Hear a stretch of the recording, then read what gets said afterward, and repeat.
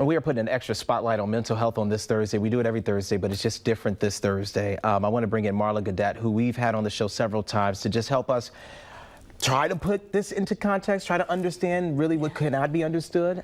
This week has been really hard on a lot of folks here locally. I want to start, of course, and really talk about Elkhart. That city is reeling right now. Where were you when you heard the news about all this on Monday night? In Martin's, in Granger. Wow. So when people are saying things, I'm like, what? And I'm looking at my phone because, you know, I'm ready to get out. Fight or flight, right? Right, yeah. right. And so there was, you know, nothing there, but you're just so uneasy. Sure. Because it could be. It could be. It could be at this point. I guess that's why I want to underscore that. It could have been anybody. And I got messages from so many viewers showing their receipt at that Martin's on Jackson Boulevard in Elkhart, and it showed the time 5:15 minutes before the shooting happened. Yeah. And based on what we know so far, because we don't know a lot, I mean, it could have been anybody. How do you talk to family members and people who may have seen and witnessed this tragedy? Yeah. So my thing is people don't know. So then that's when people start making things up. Yeah. Right? Yes. So you have to know that everything you hear isn't true. And just take that with a grain of salt. But be able to feel how people might be feeling, just that empathy for people because they were there. Don't, you know, oh, you're lying, oh, you don't know, oh, well, I heard, you know.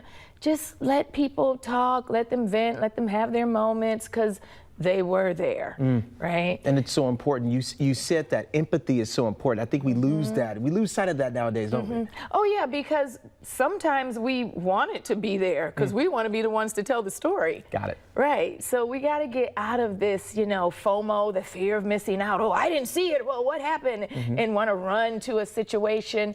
And I think that's some of the tragedy of things in this generation is that people are actually looking to be a part of these tragedies. Wow. And it's very sad. Yeah. So we want to make sure that our young people are understanding when you see something escalating, that you take off. Yeah. You get away from that. Well, I got to get my groceries. No, you don't. Yeah. You There you go. leave them. It's okay. Yep. Pick something up on the way. Go home. Life is more valuable, right? Exactly.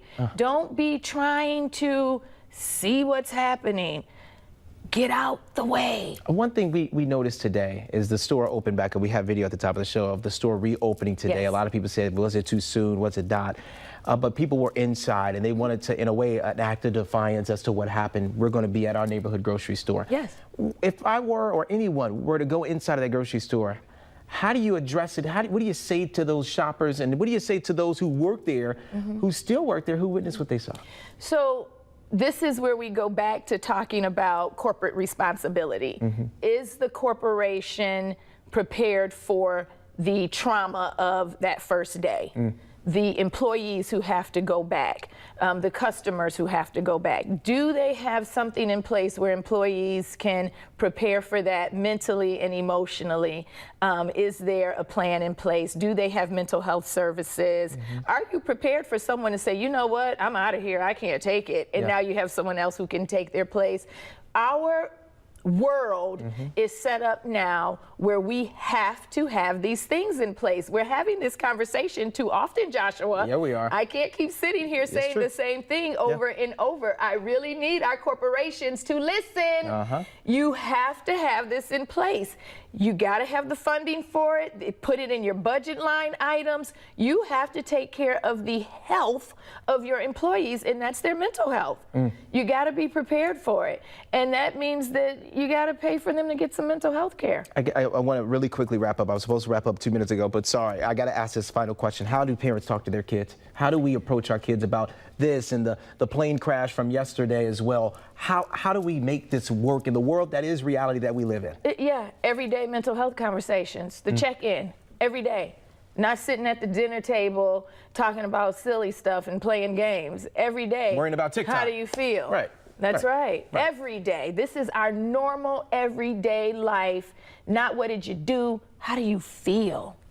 and tell me the truth. Tell you the truth. It can help. It can be life-saving too. It's life-saving. Marla Gadat, this is why we love having her on, but I hate to say we hate having you on sometimes because we know it's about these situations that are reality in our life. It's reality. We appreciate you. Let's get a check of the forecast. Andrew is standing by. Hey, Andrew.